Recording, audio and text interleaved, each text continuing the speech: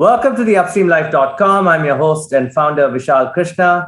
Let me talk about Indian agriculture. I've been telling you in the past that I come from an agricultural family that lost everything in agriculture. Agriculture is the future, but a lot of farmers don't know what it means to be in agriculture today because they're not using data to build their business.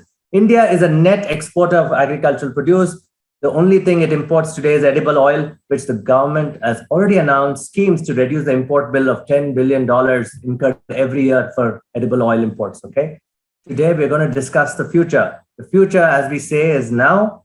Agricultural productivity is a scholarly topic worldwide. Everybody is interested in it. It piques the interest of every common man because it is linked to the heart of politics and also business in India. The average Indian landholding is still small, but when you compare it to China, which is similar, their productivity is much higher. Also, productivity of agriculture is important for the nation's food security. Okay? It is important to manage its soil without degrading it. It is important to make sure that the farmer has some kind of sustainable income. All this should change with, I believe it should change with data, especially we are living in a technological age. There's a technological revolution happening, but in terms of farming, there is a little bit of technological, inference, but not completely. Let's talk to Shailendra Tiwari, who is the founder of Fasal, who's going to answer all your questions. By the way, Fasal is an AI-driven SaaS platform, and it's also a device for farm-specific, crop-specific, and crop stage-specific actionable intelligence for horticulture. Indian horticulture, by the way, ladies and gentlemen, many of you might not know this. We produce 300 million tons on an average every year. Now, this is why we need to know why data can increase it. Perhaps we can double it. Horticulture is the reason why you have your fruits and vegetables on a regular basis, okay? So let's see why data-driven agricultural production in horticulture can change India to a much better food economy and also become a food exporter in a bigger way. Shailendra, thank you so much for doing this podcast with the Upstream Life. I'm really curious into learning everything from you today because you've spent the last 5 years really building a product that can change farming. Thank you. Thank you, Vishal. Thank you for inviting Fasal. And on behalf of Fasal, very excited to be here. As you rightly put, Vishal, that horticulture is the reason why we consume fruits and vegetables, why there is fruit lying right now as well. A part of our healthy diet.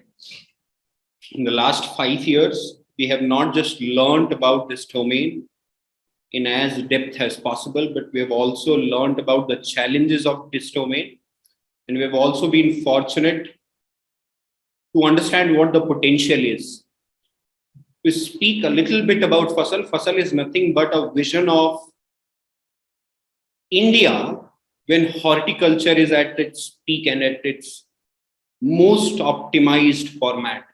You're mentioning that we built a technology which has the ability of providing farm level, crop specific and crop stage specific intelligence. Now, one may ask, why do we need that? Absolutely. Those would definitely look into saying, hey, why should a farmer use technology? Right? They would say it. Absolutely right. And, why we need technology in horticulture, Vishal, is because if you look at the country right now, we are not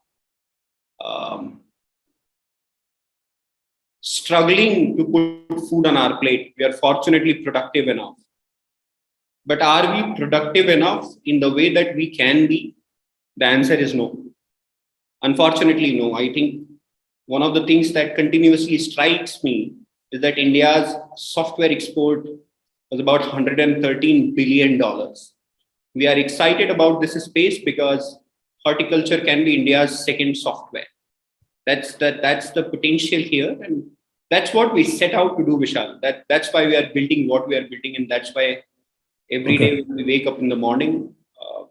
What is the 300 million tons worth? I'm glad you said software is $150 billion worth, and horticulture can be the second software kind of thing. Is it worth billions of dollars, horticulture? It certainly is. It certainly is, Vishal.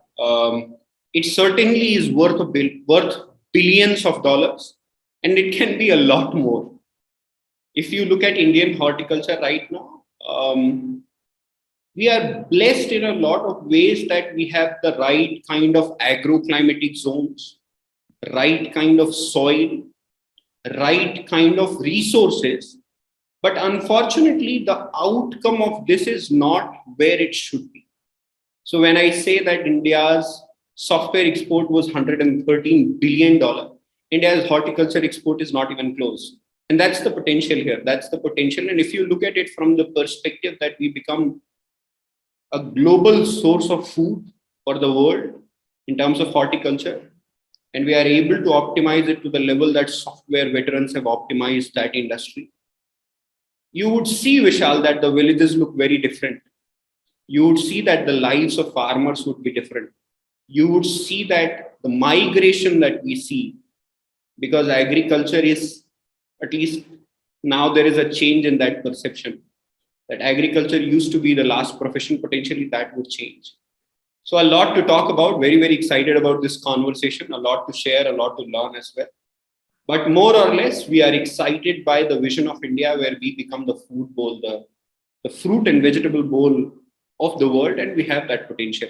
It's a matter of some time that we get it done. I'm glad you brought in so many angles to this. And like you said, when we met the other day for lunch, to talk Indian agriculture, it will perhaps take a week or more continuous conversation, right?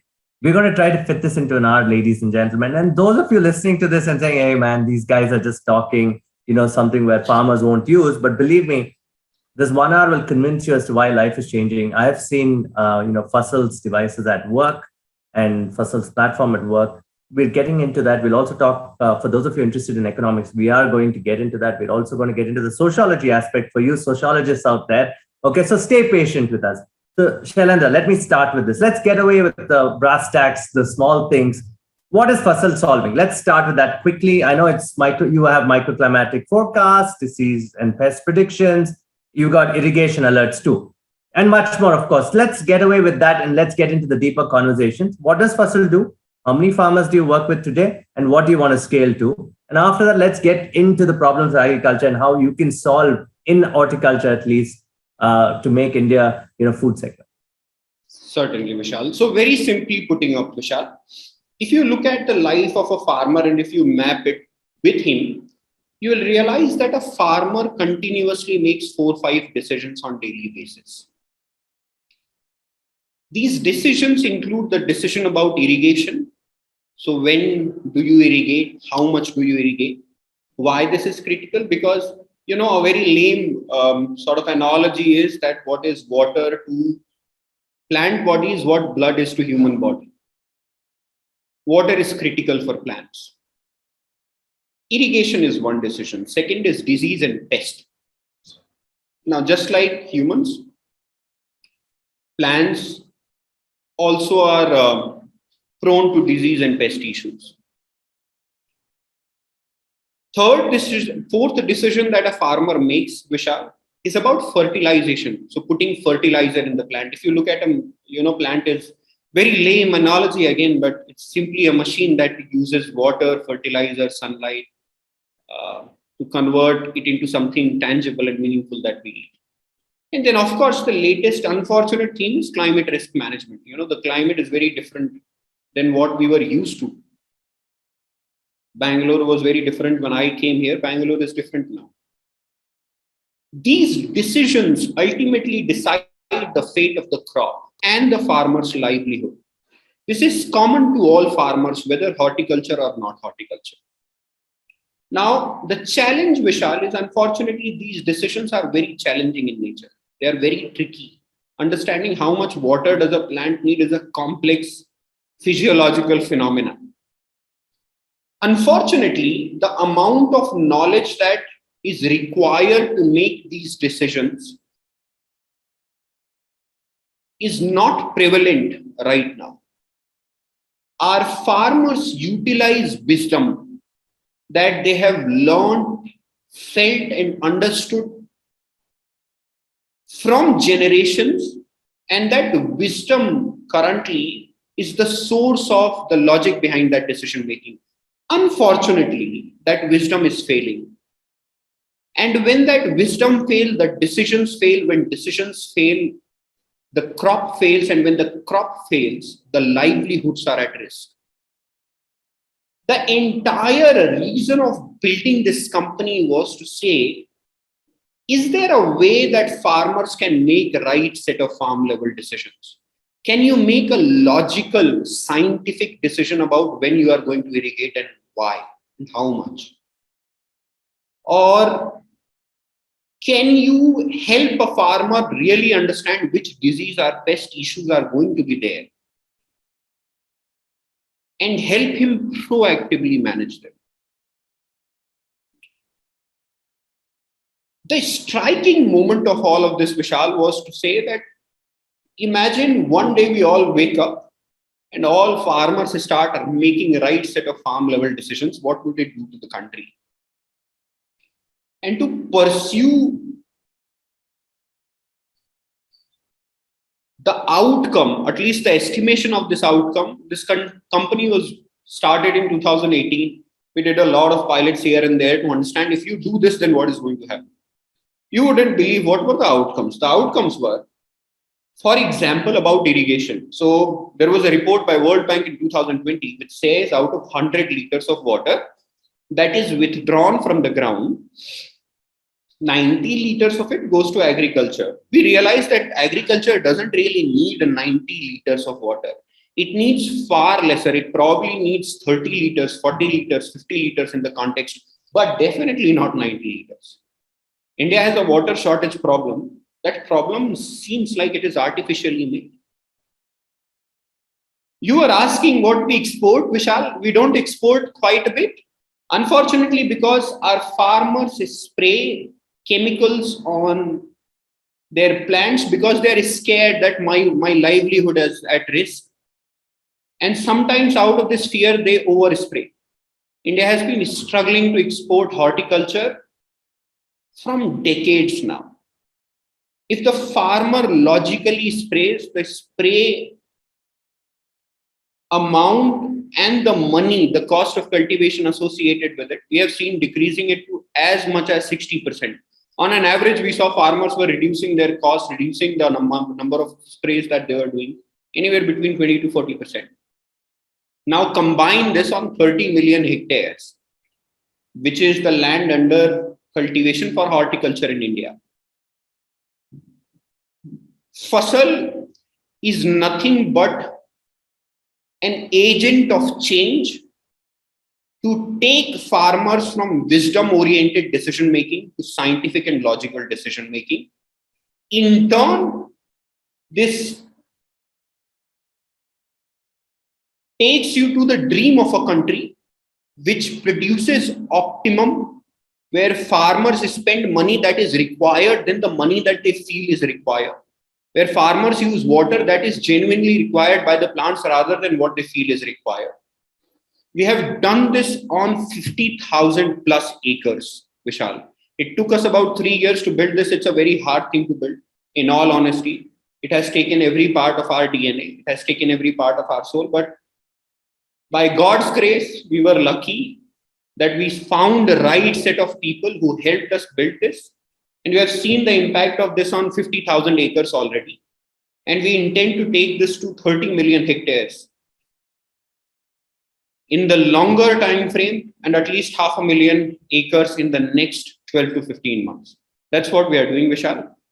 As an outcome, we believe that we can impact the GDP of this country. We believe that we can tune horticulture in the way that crops can be exported and we all together consume safer food, safer apples, safer grapes. And at the end of the day, the farmers' livelihoods improve. Farming becomes sustainable and lucrative. Okay, brilliant, brilliant. Let us now divide this into many parts, and because you've set the background for the market size as such. There are corporates who work with farmers, right? There are SMEs who work with farmers, and the farmer works with traders today, right? We have these three buckets, right? And there are farmers who serve locally. There is this feeling that technology is expensive. Let us not use technology. It's a narrative because they don't want to let go of that wisdom, especially the trader wisdom. I would call it the trader's wisdom on the farmers. and not to use. And obviously, there are fertilizer companies, of course, there are pesticide companies, of course, right? They have their own wisdom going to farm. We have many challenges. We'll not get into each of them. Tell us, is this product affordable? Let's start there, because in India, everything starts off like a Maruti Suzuki. How much mileage does it give? Let's tell them how much mileage your product gives them. So they have a perspective, especially people in agricultural sciences watching this, you will realize that I have seen the product. There is an ROI in it. You can obviously contact Fasal for demos and everything. But Shailendra, over to you. Let's start there, and from there let's go and see markets. Corporates, how can they work with you? SMBs in the food processing segment, how can they work with you? And let's talk about the smaller farmers, but they have good land holding, say 2 acres plus. And how can even the farmers with at least 10 guntas maybe, how can they work with you too? Very good question, Vishal. I think I'll put it in this way, that affordability is critical. When we started Fasal, the dream was that we are working and solving this problem for smallholder farmers. Why? Because 80% of the world is the smallholder farmers. So if the technology doesn't work for this 80%, the technology has a long way to go. So from day one, we were very sure that it has to work for small farmers as well. Now, when you talk about small farmers, again, the definition is very contextual. For example, I belong to a paddy growing family, Vishal. On an average, a paddy 1 acre produces 50,000-60,000 worth of revenue, 50,000-60,000 rupees. Consumes about 10, 15,000, 20,000. If you're growing basmati, the mathematics could be slightly different. But a 1 acre pomegranate farmer can even get 10 lakh rupees out of it. Spends anywhere between 2.5, 3 lakh rupees based on the kind of practices he has, the kind of input he's using. So I, for one, strongly believe the definition of smallholder or medium farmers or marginal farmers is very contextual to the crop that they grow, the region they are, and so on. It cannot be generalized across India. Second part of it is the ROI, that the system or the technology has to create value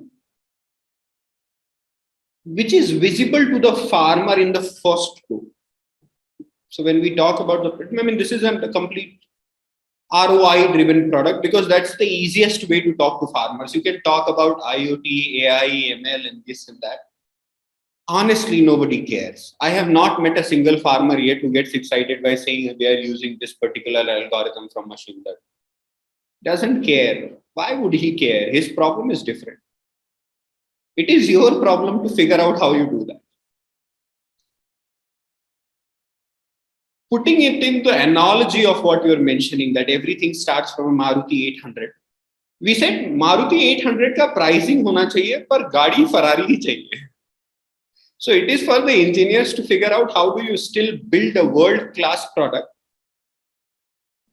You utilize India's engineering prowess. And I, for one, am very confident about the capabilities that India has now. Whether you talk about hardware, whether you talk about software, even in industries like aviation, we have seen what kind of things we are seeing. So we took it upon ourselves, Vishal, that the product has to make sense even for a 1 hectare farmer or even a lesser farmer. So the product costs less than 1% of the cost in terms of the amount that the farmer spends in a year.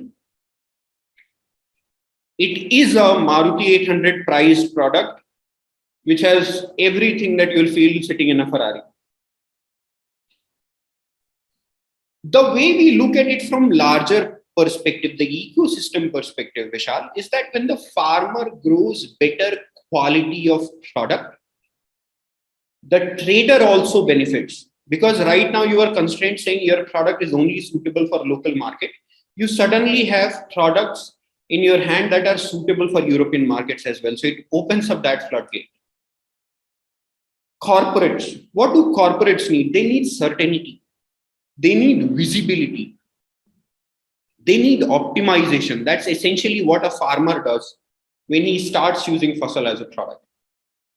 So you could have 10,000 acres of farmland, which you are sitting in your Mumbai office, and you can figure out what is going on at which farm. You know which farmer is going to produce, what challenge he's facing, what you have to help him with, what is going to happen that is beyond his control, how do you solve for that. You get an understanding from the start of the season rather than saying that now you are going to harvest, now we'll figure out इसमें अच्छा कितना है, इसमें बेकार कितना है, इसमें छोटा कितना है, इसमें बड़ा कितना है, इसमें हमारे काम का कितना है. Processors, processors want good produce.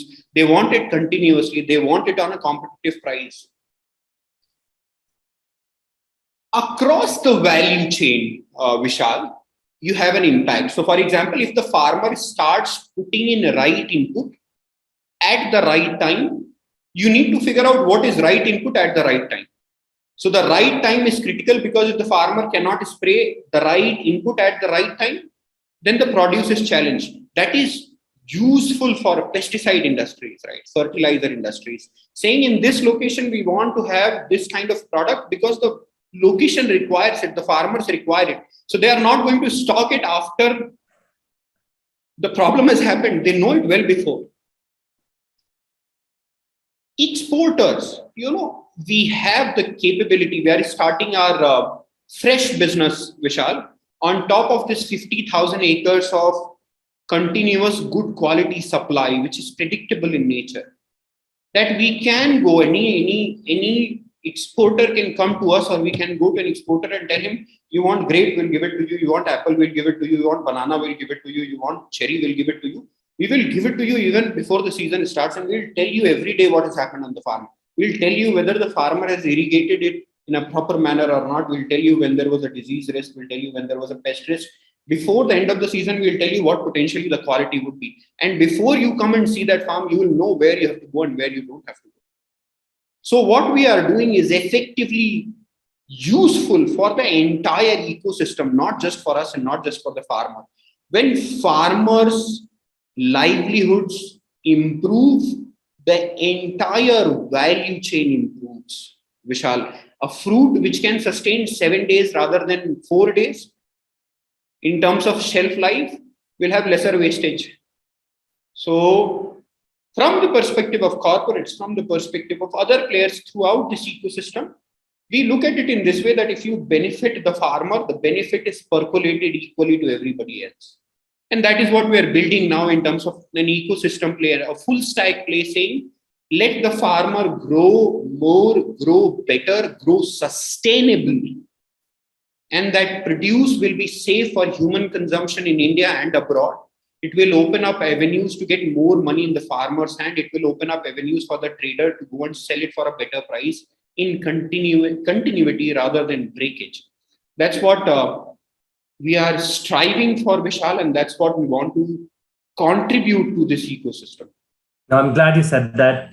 When I meet a lot of startups, I see them building niche businesses. They'll build for irrigation, perhaps. They'll build for weather separately. And these will be individual startups. But you've got the entire end-to-end stack, which is very important. And therefore, you say it took you 3 years to even build it and test it and launch it on a scale. I wanted to talk about the robustness of this, because one is obviously the vision and the idea itself that you and your co-founder, you have it to build this. But to create an entire team to do this, to believe in this vision, requires you to do one of two things. To believe that farming is the future, to believe that they are changing the future of farming. And thirdly, you have to convince investors to buy into this vision. How hard was that journey for you? Because like I'm saying, it's easy to build. Guys, I have worked with a lot of startups. People will build one solution. And therefore the farmer will say, boss, I don't want an irrigation solution. I don't want a weather solution separately. If you have 10 different solutions going to them, it's not going to cut anything with them, right? They're going to say, look, I'll do it on my own. I don't want to use so much technology and download 20 different apps, right? Shailendra, when you started this out, and the team to believe in this vision must have been hard. And obviously, there must have been a lot of attrition. Maybe I don't know. There must have been people who would say, "These guys," like you said, who'd believe you? Who'd believe you that this change can happen? I think it's rather an emotional question, Vishal. Yeah, go on. I mean, the reason I bring it in is because getting to those 50,000 acres is not easy, and especially you have to connect. Like you said, you come from a family of farmers. Your co-founder as well. I am as well. If things were fine, we'd probably be farmers. Just 30 years ago, we were still farmers, right? So how to make people believe that we can do this must have been difficult, because people come work for you saying that, oh, are you funded? Do you have money? That's the talk and you're in Bangalore. Getting talent is hard. We'll get to talent in a bit. Let's talk about building that vision and building teams and getting investors on board and building that device, which we'll talk about the device. I think we should, once you answer this question, I want to talk about how the device will be financed to farmers. So let's start. Certainly. See, no part of this has been easy, Vishal. Whether it was one understanding the problem, I think it took us a very long time to figure out what we have to build. Like, what exactly is the problem? If you look at entire agri value chain, there are a lot of pieces into it. Some people have started from the other end. We started from some other end. We started it from an end which was not very lucrative, at least to start with. Because fundamentally, everybody's assumption is that farmers don't have money. They are not interested in technology. They don't understand technology. I'm glad you brought that in. The narrative is only that. When you look, like you said, when you Google an Indian farmer, what do we see? We see a frail old man, broken, who has nothing left to live. And I think that should change. I think that certainly should. And it all started for us from that same way, Vishal, that, our understanding of Indian agriculture and Indian farmers is honestly very poor. I think the kind of understanding we should have about the ecosystem, the farmer profiles, their problems, the solutions required is not to where it should be. And that made all of this very, very hard. Like, say you want to build an IoT device for farmers. I mean, we started this company in 2018. I mean, it's very logical for everybody to say, what is wrong with you guys? I mean, if you look at that Google image and then you dig in what we were doing, it wouldn't make sense. But the truth is, Vishal, that the driving force behind all of this was the fact that we spent quite a bit of time in understanding Indian agriculture. Also, we were fortunate that we are born in that family. Anand is born in a family which has been producing seeds for 4 decades. He has grown up on the farm. So we had seen a side of Indian farming that is not on Google. And that side of Indian farming is very robust. It's very strong. It's a lot of farmers doing a lot of crops, doing really well as well. They could do a lot more well. I think we kept going because we saw what's not on Google. We met farmers, we spoke to them, we saw farmers who were doing chili in Chhattisgarh, met farmers who were doing grape in Nasik. We met farmers who were growing apple in Himachal. We met farmers who were doing tomato in Kolar. And I mean, it's not a, charity case. Farmers are not charity. Agriculture is not charity that you need to create policies to percolate money to their pockets so that you have to solve problems. The way any industry has optimized itself is by putting the right set of people who understood the problems and they solved those problems. We also all realized, Vishal, that it was all going to be very hard. Like, if you are getting into this, it cannot come from a place where you have very short-term motivation. It won't work. It needed very strong motivation in your heart that even on the worst of days, you smile, put up a strong face for your team and say, we are going to do it. We are in this for the good. and we aren't going from here unless somebody kills us. It's a war. So either we shoot or they shoot. We will die. We'll die a glorious death. That is all right. But we are here. We are here on top of 40,000 feet mountain, holding our AK-47s in form of Fasal, and we will shoot. And then that is what we told everybody else as well, Vishal. Like every person, we are a 150 people team now. We still interview everybody who joins here. And the motivation is to see what you are getting into. And we tell it to everybody. If you are joining this company because you want higher salary, you are landing up in the wrong place.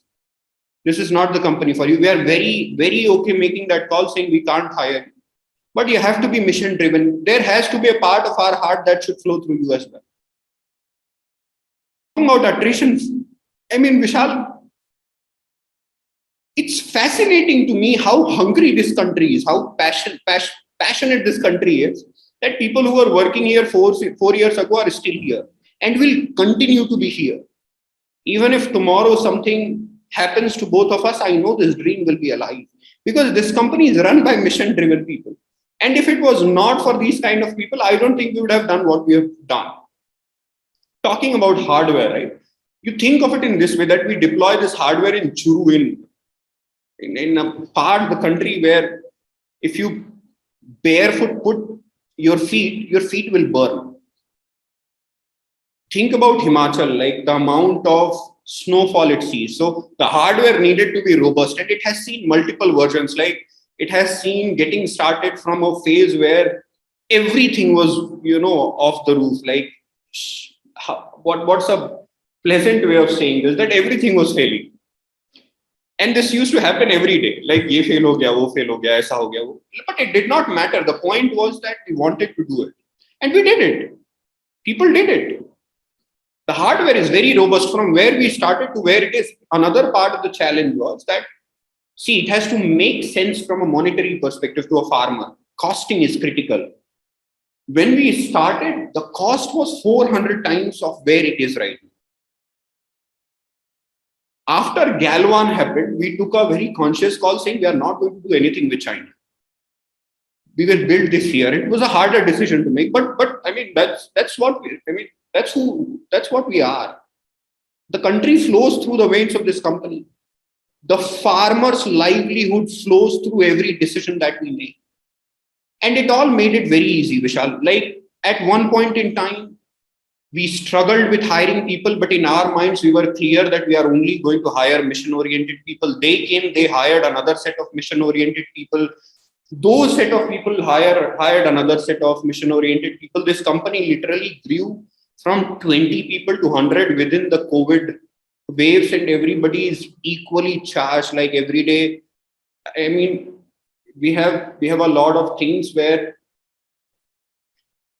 we design ways for people to talk to each other, and every time something like that is happening, somebody comes up with a project saying मैं Sunday को बैठ के ये कर रहा था, इससे हमें ये help मिलेगी. Nobody is asking them, but they want to because they all feel that this is a mission which is critical for the company. This company runs in a mission mode.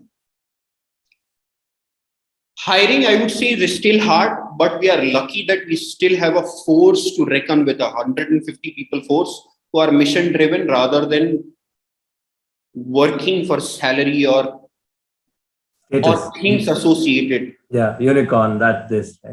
That's the word being bandied around. Everybody wants only these companies.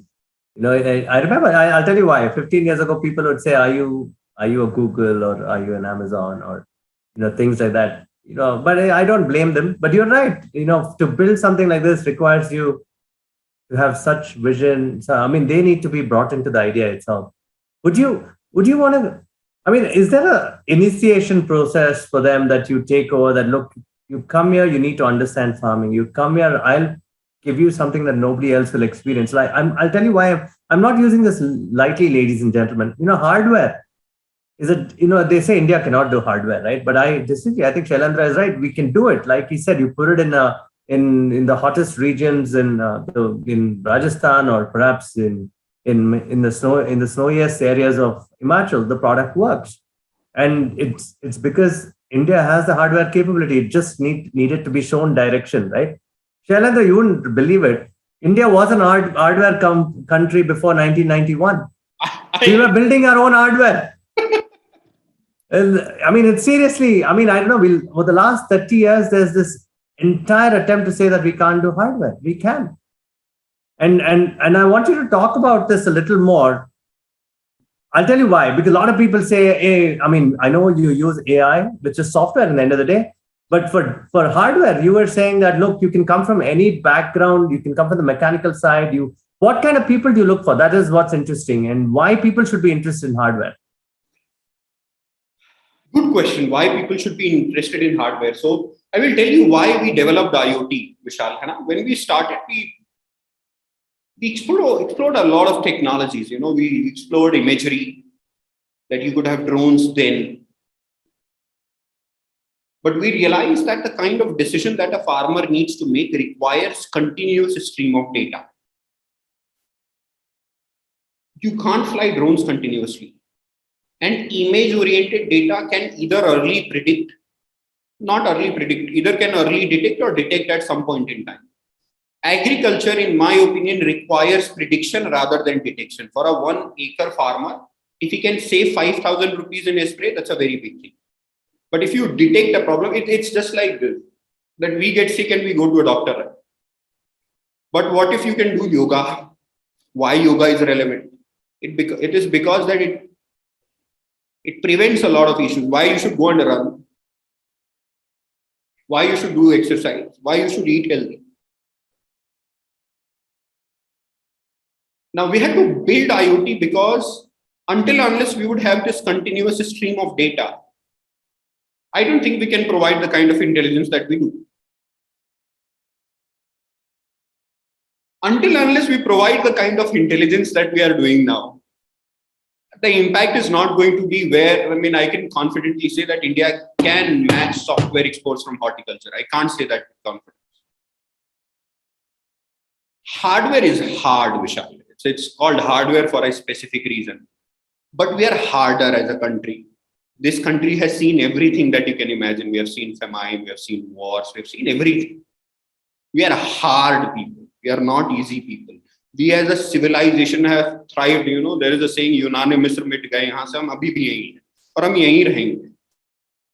So I, for one, believe that this country is at a phase where it can do anything.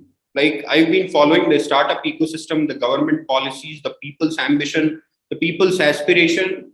I have in process of hiring, these 150 people. We have met thousands of people.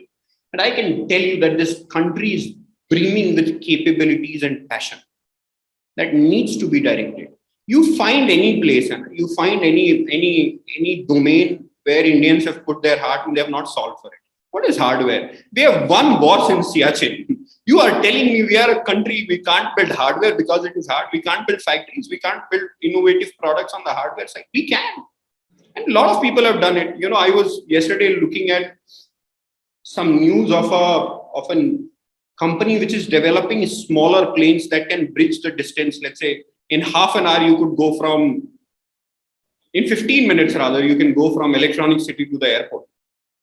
We are that kind of people. We can build hardware. The fact is, somebody has to get started rather than saying that we can't build hardware. Somebody has to initiate, somebody has to put their heart, somebody has to put their mind. I think we will do it. Even in our case, Vishal, we developed this Fasal Kranti hardware. It's a patented hardware. We envisage that, see, if you want to deploy this everywhere in the country and globally, then it needs to be as simple as using a cell phone. Lot of farmers use cell phones. So if the product can be as easy as a cell phone, then they can use it. Then it is upon you to figure out whether you can build it as easy as cell phone or not. So we took it upon ourselves. Again, it took time. It took lot of blood, lot of sweat, lot of nighters, all-nighters, lot of Sundays, Saturdays. But we did it. And so will other people as well. This is interesting, right? On your leadership capabilities itself. When you're mission driven, right, there's a fine line between achieving what you want to achieve. The reason I ask this is I talk to a lot of students and founders, of course. There's an approach to leadership to build this thing. And the reason I'll tell you, we'll go on to, guys, I know you, those of you who are waiting to listen to the hardware cost and how it's going to be monetized, we'll get into it. But this is an important question on leadership. You know what? I know you've been voted a great place to work. Being a great place to work, how do you define it? A lot of people think great place to work would be 9 to 9, 9 to 5, 9 to 6, go home, come back, be happy. You know, we're not in the happiness business here, okay? We are in a mission critical business. How do you actually manage the two and be authoritative at the same time, for lack of a better word, be authoritative at the same time, motivate at the same time, inspire at the same time, and then go out there and implement with farmers, right? And then in the end say, hey, I'm happy. Is that possible? I think the way I'll put it is, Vishal, that purpose makes people happy. So purpose and happiness are not mutually exclusive. They are rather very inclusive. They're sides of the same coin. We were certified great place to work. I mean, the certification did not do anything. It was the company which was certified. The certification in itself does not mean anything. But what means to people is the team gets happy when we hear that ये किसान था, इसने पिछले साल इतना loss किया था, इस साल उसने इतना production किया.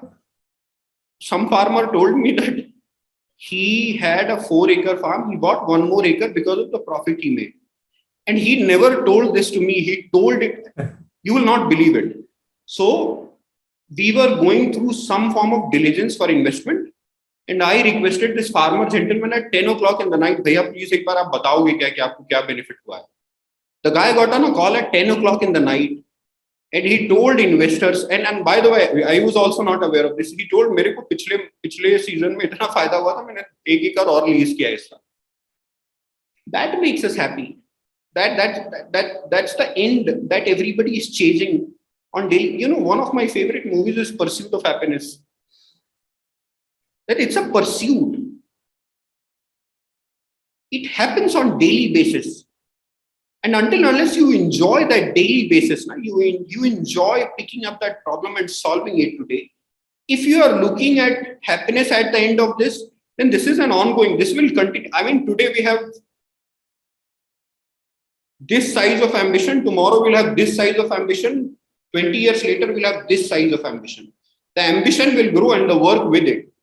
If people enjoy this process of ambition and the work associated with, we will continue to get certified as a great place to work. And after this, Vishal, everything becomes easy. When you have that kind of people who pursue happiness in purpose, you don't have attrition. You don't have the problem of inspiring people. You don't need to tell people what to do. Everybody's aligned. All you need to do is to ensure that at least you can show them the right direction. Like Dandi मार्च करनी है, तो अपने को गुजरात की तरफ निकलना पड़ेगा. तो अपन सब निकलेंगे तो अपन पहुंचेंगे और नमक चखेंगे. You can't go for Dandi March to Assam, right? You will not achieve that purpose. So till the point you have directed and inspired your team to do Dandi March, they will. And they will be happy doing that march. They will talk about how it will feel when we go to Dandi and taste the salt. They will talk about how comfortable their sleep was on the side of the road yesterday. Everybody will tell what brilliant morning it is. It all becomes easier from there. No, it's a fascinating point, and I like the analogy of history. For those of you watching in, it is a march, and I agree with it, because a lot of the startup ecosystem today is on a march. It's a better approach to give direction, and direction is the key word. They should be given direction, and and the purpose is very important. And I'm glad you mentioned the Dandi March. I think it's very apt. Now let's talk about the financing of the platform. It's a do-it-yourself kit. I believe that farmers can order it through your channel partners. I'm sure you have channel partners in various cities. How many cities are you in, number one? How many cities are, because they're the closest to the farmers to go buy, cities or towns? Is it a do-it-yourself product where I can set it up and then sync to my smartphone?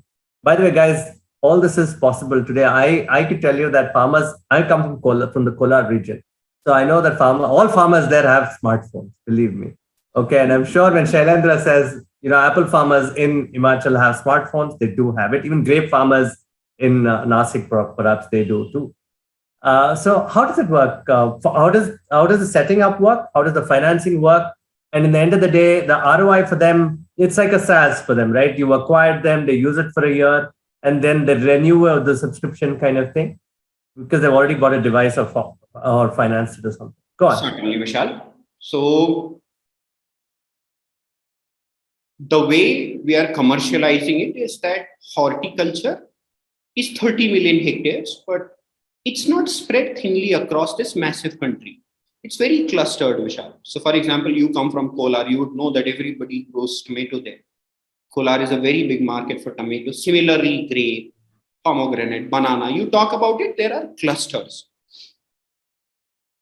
Our calculation says that at least 80% of this land holding is between 40 to 60 districts in India, not across the 43 districts.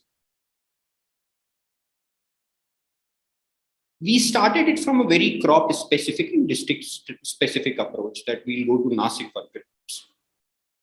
We'll go to Burhanpur in MP for banana. We will go to Dhar Barwani for chili and tomato. Last year, we opened up about 15 districts. This year, we are opening about 45 districts. We also plan that if we can expand, we will expand it to 60 districts as well this year. The product is self-service. Farmers during COVID frame, we used to ship it to them. We used to do a video call with them and they used to deploy. We have also put our own team that if a farmer wants, we can go and deploy as well. One of the units, the Fasal Kranti piece, which is patented. I say patented because it tells the India's prowess of hardware building, has been shipped to farmers in Thailand as well, and they have also deployed it. We don't have a team in Thailand. We have quite a few units already deployed there. The farmers can reach out to our own people. So we have teams in each of these districts or our channel partners. So in most of these districts, we've already established channel partnership. And that is one of the ways in which we are scaling this up. The pricing is something that we have been very cognizant about. So there are multiple units. Vishal, the units can cost anywhere between 14,000 rupees to 30,000 rupees. The units have a life of anywhere between 3 to 5 years. There are certain components that may work longer. There are certain components that may need replacement. But at the same time, we figured out that this has to be a very proactive approach. So we keep a watch on every hardware that is functioning in the country. So far, we have seen that farmers are very happy paying it from their pocket. So the way we did this entire GTM exercise was that we found these clusters in these clusters, districts. We found talukas where there was any, significant number of farmers in 1 or 2 talukas. We went there, we spoke to farmers, we showed them demo, and then the product spoke.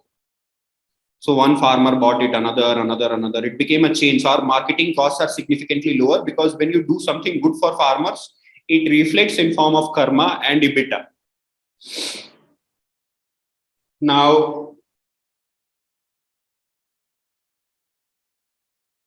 from a pricing perspective, further, Vishal, we continue to optimize it further and further. Till the point we can go and sell it to every farmer. Every farm has a unit like this. I don't think the team is going to rest. Given that we have shown the ROI for a significant number of horticulture crops, we have not seen the problem of farmers not buying units. It may sound a little bit bizarre, but farmers pay us advance. People tell us that farmers don't pay money, but for our units, farmers pay advance. They pay 40% advance when the moment they place an order. We are also launching EMI. If a farmer wants to, he can do an EMI for it, but we have not seen a lot of traction on that area, because when a farmer looks at it, he says 20,000 रुपए देना है, 40-50,000 रुपए 60,000 रुपए मैं बचा लूंगा, मैं खरीद इसे ला रहा हूं क्योंकि किसी ने मुझे बताया कि बचेगा और मैंने देख लिया है, तो फिर मैं EMI क्यों करूं, और इतना ज्यादा भी नहीं है. To a paddy farmer it may be a different story and we'll have to work there, but at least for the crops that we are seeing, we have calculated and observed that in a season or less the farmer recovers the entire cost that he's putting in the technology, and for the next few years it's practically free from it. That's how the pricing is working, that's how the perception of pricing is working, and that's the work that we are doing in the direction of how do we take it to more and more farms, and how many farms can we deploy this system, and how soon can we do that, because it's an urgency in our mind as well. 1 acre, one device? No, actually 3 to 4 acres, one device is enough. Okay. I'm a fan of your, I like, in a way, while we do these editorial conversations, you also have to take this storytelling of farmers outside. And I like the fact that your social media team is doing nice cards on the Fasal Muscle project. I've been following it. So it's interesting. So for those of you who want to check it out, and if you're not on Twitter, go to the website. The testimonials are there of farmers of such, I think a couple of days ago, or I don't know, it was a chili farmer or something that you put out, right? That is an interesting thing. It's called the hashtag Fasal Muscle. Check it out. And maybe your social media team will be happy hearing this, right? You can, and they've actually broken down how this guy has saved on water, pesticide, increases yield and all that. So that's an interesting thing for those of you who want these short snippets, okay? But this is great. So any of you agricultural scientists watching this or students watching this, let's, Shailendra, now talk about the importance of agricultural sciences here. And why are these universities important today for you, at least in terms of hiring maybe? You remember you said, why do people take agricultural sciences? There's a reason for it. We'll get into that. But why they should have a mission now? Look, India does have a technology side now. You guys have the agri knowledge. It's a great sweet spot to combine, right? But Shailendra, there's a larger problem that people take up agricultural sciences only for one reason, because they did not qualify elsewhere. Am I right? That's a fairly large reason, Vishal. For a lot of people, it is one of the questions that I ask to everybody, that why did you take agriculture? And typical unfortunate answer is that, I was trying for medical, I did not get it. But that's interesting. I mean, yeah, that is true. I till you told me, I didn't realize that people would get into agri sciences because they didn't get into medicine, and just because they need a degree and then probably write government exams, right? So certainly, but I think agriculture has changed and is changing for good, Vishal. I think I do see that there are reasons for people to take up agriculture out of passion than compulsion. If you look at Western countries also, agriculture is not the last profession, right? People have thousands of hectares managed by automated systems and technology. Yeah, and there's a lot of pride, even though there are technology society. For example, US takes a lot of pride in its agriculture. It does, and look at the impact that this makes. Look at the war in Ukraine. The world is struggling for wheat. That is the pride that we see to people. There is no fundamental human existence without this. And I want to answer the question that you asked about universities. I sense, Vishal, that Indian universities have humongous amount of core sciences knowledge. And then, our company, like we talk a lot about modeling, right? When we met, we spoke about modeling being the hardest exercise.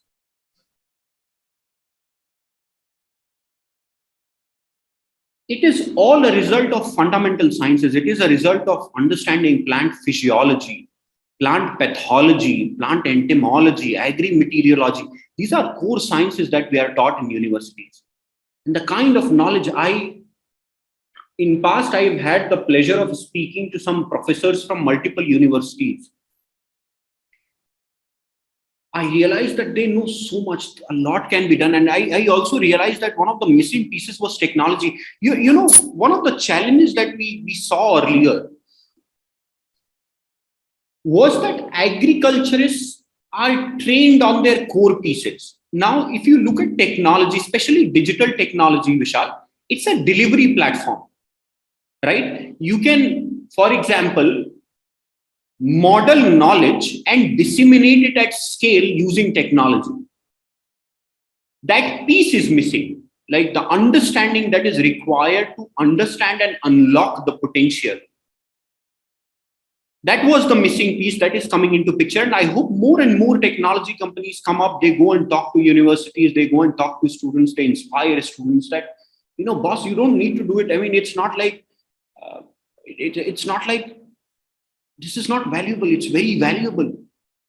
You just have to open up your mind to this particular side, the delivery platform side. So even in our, like we recently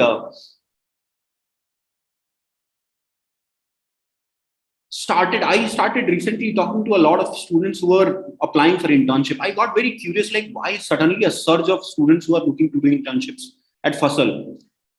What I realized was this, that somehow the good folks at Fasal have played a role in disseminating the knowledge on merger of science and technology.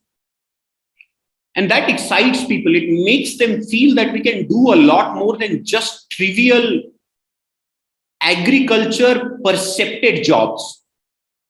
Now, suddenly you are dealing with technology that can be life changing. Now, suddenly you are at forefront of the best forms of human innovation, and that this inspires people, this excites them, this tells them that this is the future. And that's why we saw a lot of people willing to do internships. I think the moment this becomes a common consciousness across universities, across stakeholders, across the government, that the knowledge that is lying with universities can be disseminated on scale through technology and companies like Fasal, I think a lot more will happen. We recently signed an MOU with IMD. And we are working on building now casting models at regional basis. This would have never happened. I would have never thought of it 4 years ago, that IMD would be interested. IMD also wants to do good work. Universities also wants to do good work. It's just for the ecosystem to click together and work. And I think that is the direction that we are taking. I think that is the general direction I see things moving, that we see a lot of universities talking to us about what we are doing, requesting for suggestions in terms of what they need to change in their pedagogy, working with us in model validations, building models and so on. I for one feel very excited because that journey seems to have already started. And the moment it will get unlocked in the way that I feel, Vishal, I mean, the world is your oyster. Absolutely. For those of you who are watching this from abroad, IMD, it forecasts weather. It's basically forecasting agricultural output using space and agrometeorology. Okay, I think based on land-based observations, if I'm correct, Shailendra. Yes, IMD is Indian Meteorological Department. This is the government's arm for weather forecasting. They've been here for a very long time. And I sense that they're equally progressive. Very progressive, in fact, I think. And I think their images can tell you crop use, the patterns have been used or not, right? And we don't give them much credit. And I'm glad your work with them has started. I think it's part of the Malonabis project or something. I've read about it. No, it's a separate project. Okay, it's a separate project. That's a separate project. This is a separate project. Okay.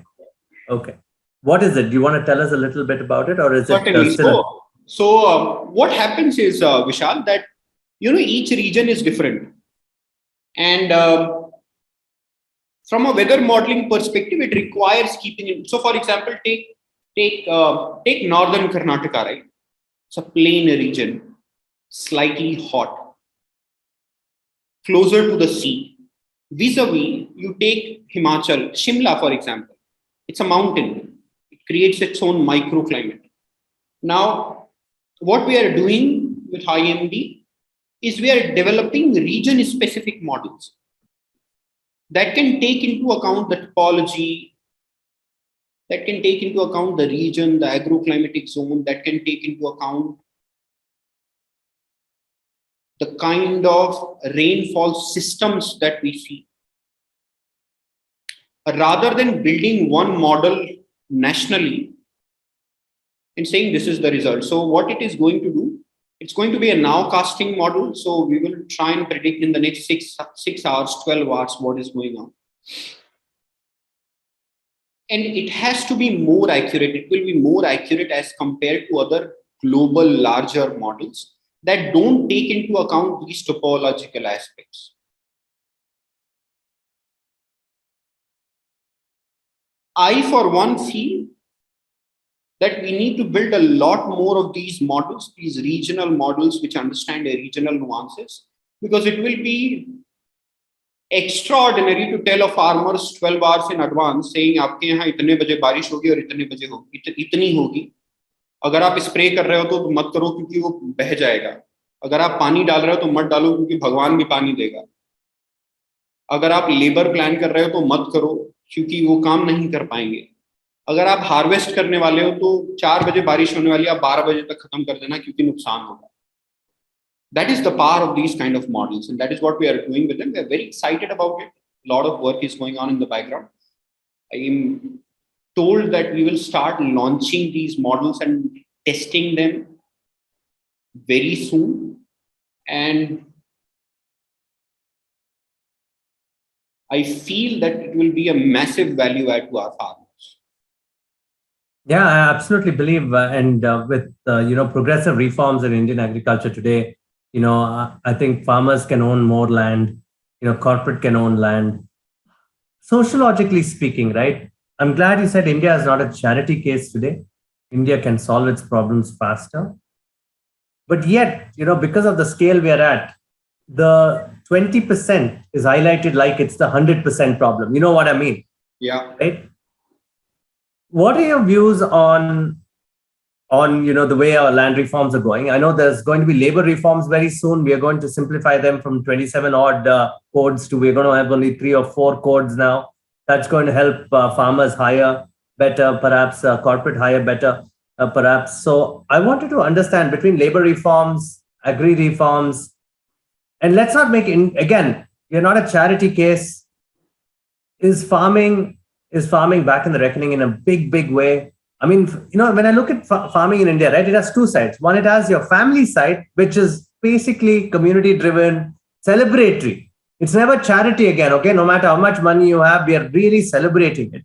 Then when you move into the political economy side, the narrative completely falls different. It's like, oh, you're struggling. Oh, he's a humble farmer. These really rile at least my generation, it riles us off saying, no, we were good farmers. We just migrated because the narratives were different, right? We didn't have inputs, of course. These are emotional questions that I ask for myself. Things could have been different in hindsight, but I'm saying for those who are already doing farming, I keep telling a lot of youngsters, you studied engineering, go back to farming, use that knowledge of engineering to process data onto your farms instead of selling them and paying off to get a job, which you'll never be happy with for the rest of your life. And unless, of course, you work in mission-driven places, that's a different thing, right? So what are your thoughts between the migration from, the younger lot moving into the cities, leaving agriculture behind? You and Anand were a few guys who didn't give up, who used knowledge to get back to agriculture.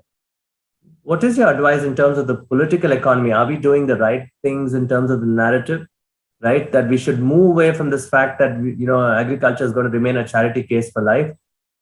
Use this as a case in point. One is, yes, there is government support. You had mentioned to me the DAP bags, right? There has to be government intervention in certain places. We'll talk about the DAP bags and why they're important. We'll also talk about why farming can become a large viable option. Most of you children studying engineering are sons of farmers. Why not get back to farming in a big way, especially with land reforms and labor reforms? Own a lot of land, start aggregating. I keep saying this. I'm sorry I had to get into this because it's a very emotional subject for me. For example, we had 300 acres, we just lost it all for nothing. So it is an emotional point. Where is farming heading in this country? With the two cases that I said, let's use the DAP bag for the government's intervention behalf. Let's talk about the business side along with all the reforms that are happening. Your thoughts on this? Very good question, Vishal. I would like to put it in this way, that food is fundamental to human existence. So the first and foremost point to consider is security, food security.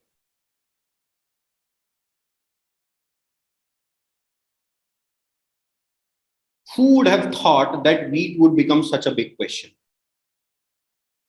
But it is, and it always will be.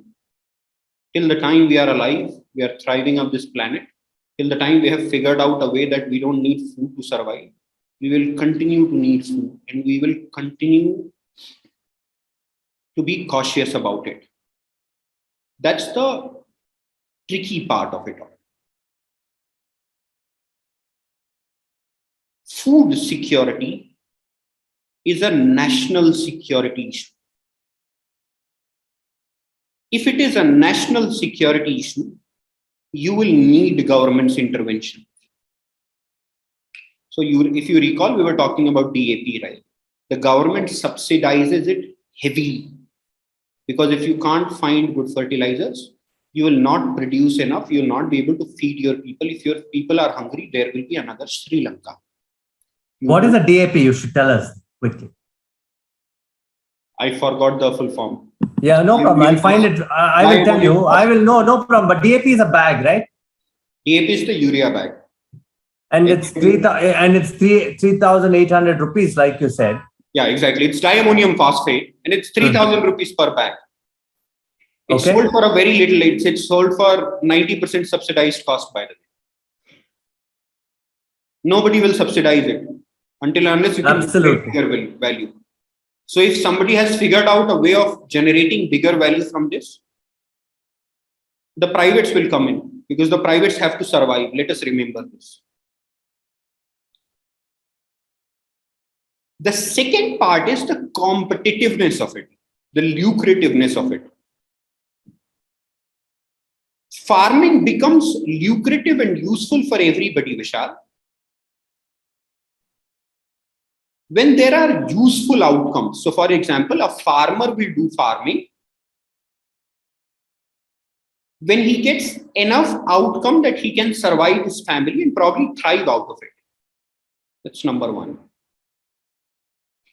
The traders will be interested when they can survive and thrive out of it. The exporters, the input guys, the output guys, everybody has to survive and thrive. That means it has to be competitive. It has to be value creative. I, for one, felt the reforms were in the right direction, because they were making it more competitive. I, for one, also support any kind of reform that can make value creation easier, more viable in agriculture. So, for example, the government launched this agriculture infrastructure fund, which says that at farm gate level, you can set up infrastructure. It's a very good scheme. I'll tell you why. So let's take, for example, strawberries, right? You harvest strawberries, you send them. If that day the price is lower, the farmer is going to suffer a loss. But assume you have a solar powered refrigeration system on the farm, that the farmer can store his strawberry for XYZ days. The price stabilizes, the farmer sells, the farmer makes better money. the consumer gets better quality. It is not thrown out in the market because it has just been harvested and somebody has to buy it. But the refrigeration ensures that the strawberries are still fresh, healthy, clean. The consumer benefits. The trader benefits because he can offer this strawberry at a point when strawberry is not available. Or, for example, drip irrigation. Drip irrigation is nothing but tubes. I mean, very simply putting, there are tubes that can deliver drop by drop water in the root of the plant where the plant actually needs water. If the entire country has drip irrigation, the water consumption will automatically go down. The government launched another program, more crop per drop. Government planned for subsidy. These kind of schemes, these kind of things make agriculture more competitive. Why was there a need for contract farming? Why contract farming is useful? It is useful because the farmer gets a certainty saying, I am going to get this price for my crop. The consumer gets a certainty because the contract farming company is aggregating multiple farms, keeping a watch on them, and can deliver it properly with more visibility across the value chain to the consumer. This is the optimization that is needed to make agriculture more sustainable, more robust, more value creating. These are, it's like this. Every industry saw optimization, right? So I am an industrial engineer, and we were taught every minute that you can reduce while an operation is happening on the shop floor, you are making this manufacturing faster. The throughput time is increasing. These are the nuances that make throughput time less from agriculture's perspective. So to answer your question, Vishal,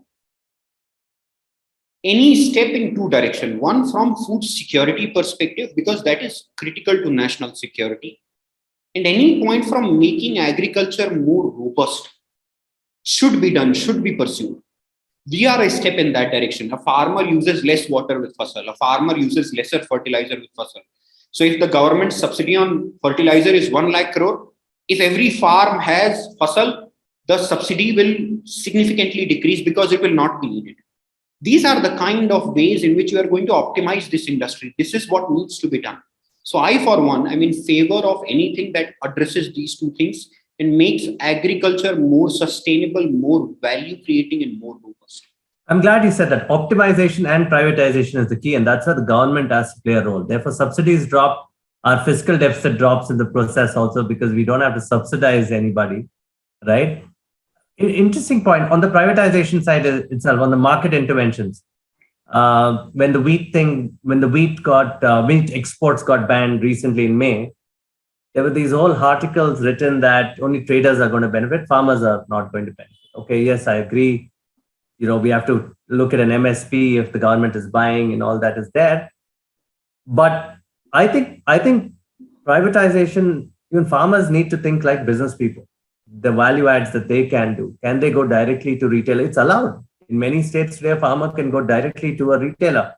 They don't have to go to a trader, right? And I'm sure that, like you said, with optimization knowledge, farmers should think like businessmen. Is it possible? Or would you say that should there be interventions on the trading side? Do you think traders have to become more professional? What is the problem? Because we also blame traders. Yeah, is the trading ecosystem optimized? I certainly think it is not. Too many people.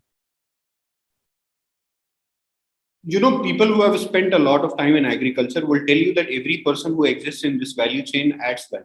Absolutely. I agree with you. I agree with you on that. Yes. So I think that traders are not devil. Let's get that out of the way. They're not demons, guys. So yes, not devil. So yes. Let's get it out of the way. In this entire conversation, we will try and paint why they're useful. We'll try and understand that, because we Yes. have also spent a lot of time understanding that.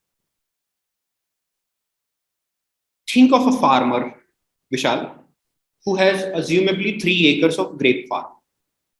So the cost of cultivation is roughly 2.5 lakh rupees to 3 lakh rupees. So this farmer in a tier 3 city, let's assume in Solapur in Maharashtra or in Bijapur, for example, in Karnataka, is spending 7.5 lakh rupees. On an average, he can get about 15-20 lakh rupees from that 3-acre farm. He can get 10 lakh rupees also, 15 lakh, 20 lakh rupees also. Money is a very useful incentive. So it forces the farmer to think.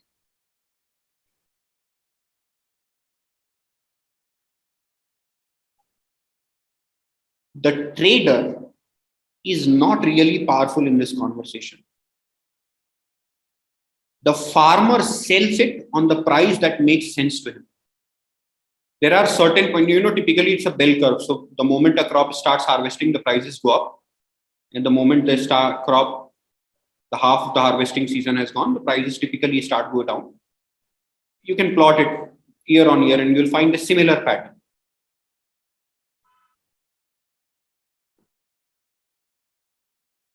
For a farmer to command more money, he has to provide something more. So for example, I can go and sell grape for 35 rupees per kg also. I can go and sell grape for 90 rupees per kg also. Now, what makes me command 90 rupees, right? What arsenal does a farmer have to go and ask the trader that this is what I want? That's number one. That's where this optimization will start. Second is, from a trader's perspective also, it is not worth denying that in past, traders have utilized information asymmetry for their own benefit. This is a common trait across a lot of things. Like for trading, global trading, national trading happens, and we utilize some form of asymmetry to buy at a lesser price and sell at a higher price. But as information asymmetry has decreased thanks to the mobile revolution now, a farmer can see, bhai, Azadpur Mandi mein kitne ka grape bik raha hai. या कोलकाता, भले कभी कोलकाता गया ना हो, but उसे पता होता है.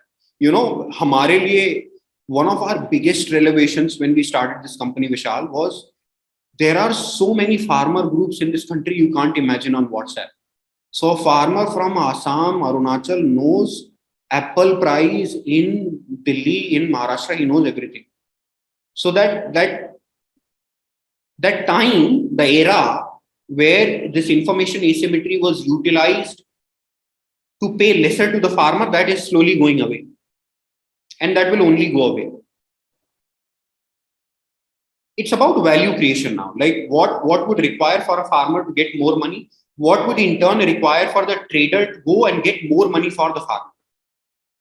So I, for one, feel that this information asymmetry issue getting solved through the digital revolution, putting relevant information in the hands of farmers 24/7, 365, which was the fundamental of quote unquote repressing, is gone. Now it's about value creation. If there is value, it flows through the entire value chain. You need market, that's for sure. That's what corporates bring at time. You can get market access. So for example, if I know I can sell my produce in market A and market B and to person C, and the person C is giving me a lot more money because he knows how to sell it better, because he has a nice store, he can clean it, he can keep it for 10 days.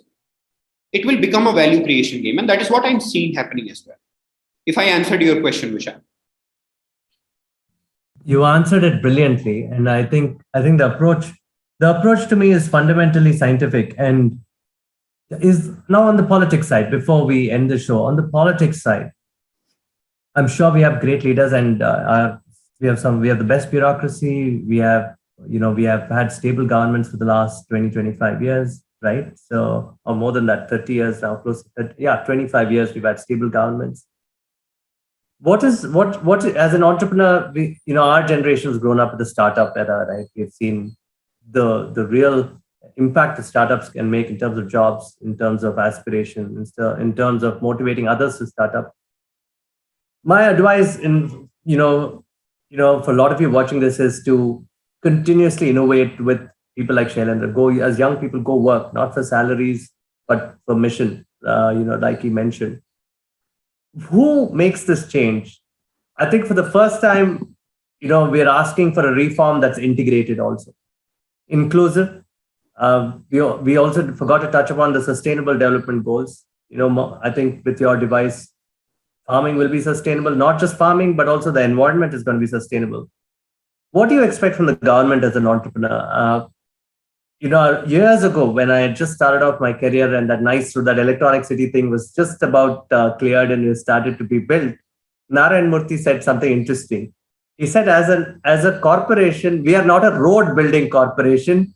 We are going to inspire, we are going to create jobs, we are going to take India global, which is exactly what they did. And therefore, whatever Bangalore is today is started from there.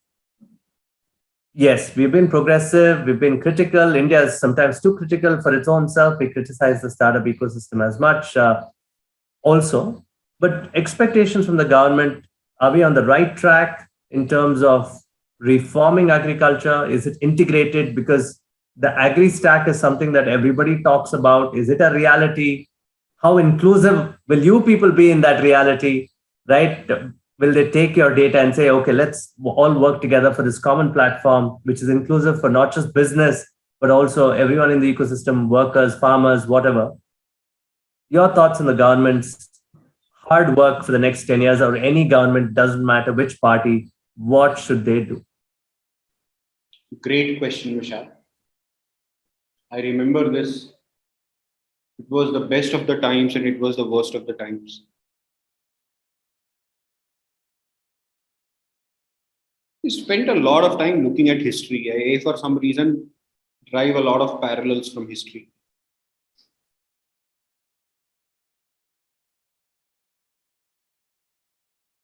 In 1990s, when India was economically in very poor condition, a lot of critical reforms happened, hard reforms as well. They were not soft. But it brought us where we are. It created an atmosphere for privates and relevant people to join in the bandwagon. And the aspirations and ambitions took over. And this is the reason why we are in top 5 global economies. That was one era. I feel this is another era where something similar is going on. Government's job is to unblock and create atmosphere through good policies and continuously try and do it in the favor of the nation. Democracy is hard because it requires significant number of people backing you on something. It's the hardest form of administration. Our government, yes. It's the hardest form of government, but it is important because what it does, Vishal, is that it makes everything a people movement. So, I saw this Swachh Bharat Abhiyan, hai na? And I used to continuously question, like, why is there so much noise? Why is everybody taking a broom in their hand? And how will it affect? So it was very easy to relate, है ना? जैसे घर में माताजी और पिताजी जो करते हैं, बच्चे भी वही करते हैं. So you create that sanskar, है ना? That sanskar inspires people's movement. Sanskar and Ityas, 2 important things for Indians. Absolutely. The government's job is to enable those sanskars. Like the government came up with startup policy, right? Startup India, built a 10,000 crore alternative investment fund of funds, which was given to so many people, so many VC firms. They spent money out of it. They gave it to startups. Startups created. I mean, it's a bloody domino effect of good things, right? That is what government should do. At times, it is going to be hard for them. I mean, four friends sit together and they can't agree on a single thing. So it is going to be hard because this is a democratic country, and democracy ensures that everything which works is a people's movement. It is government's job to continuously do what it takes to build these people movements and then unblock aspirations, unblock ambitions. If the government continues to do these things, I think we'll continue to grow. So whether it was from infrastructure development perspective, whether it was from startup perspective, whether it was from reforms perspective, whether the agriculture reforms took place or did not take place, I do feel that they were a step in the right direction.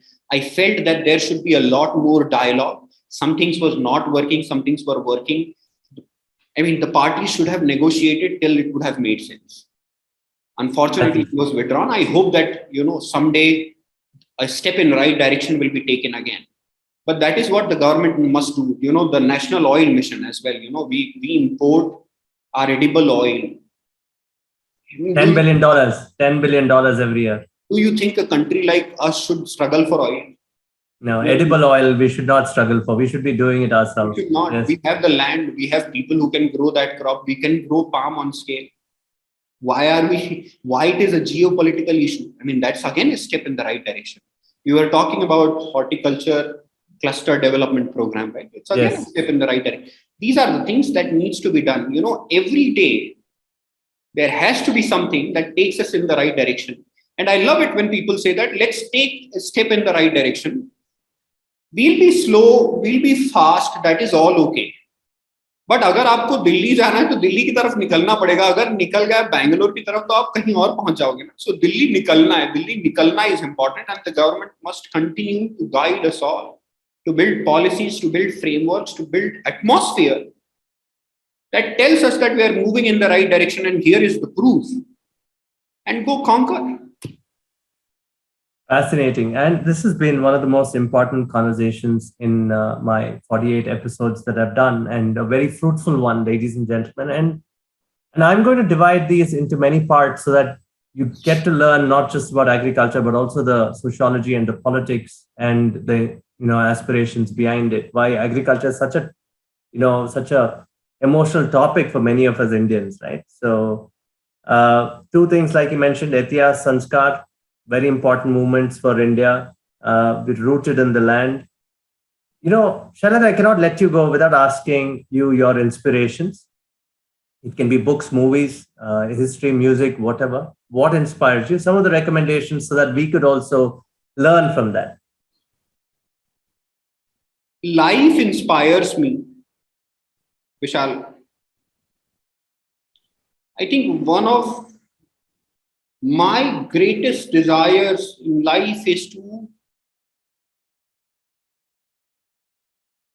die with a sense that our lives meant something, that it was valuable to society, that we left off better than where we started. Agreed. My great grandfather was in army. He fought in the Second World War, by the way.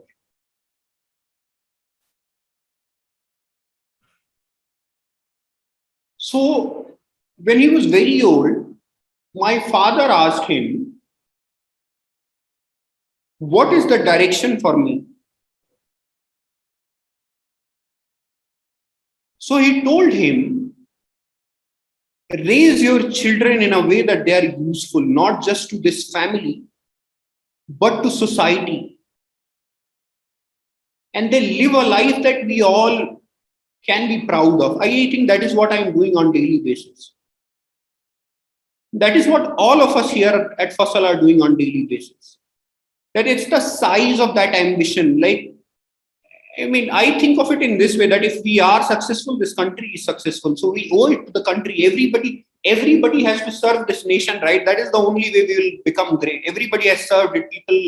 People gave their lives for this country. People still continue to give their lives. This is our way of doing that. This is our way of contributing. And we must. And I think this is a very powerful force, Vishal,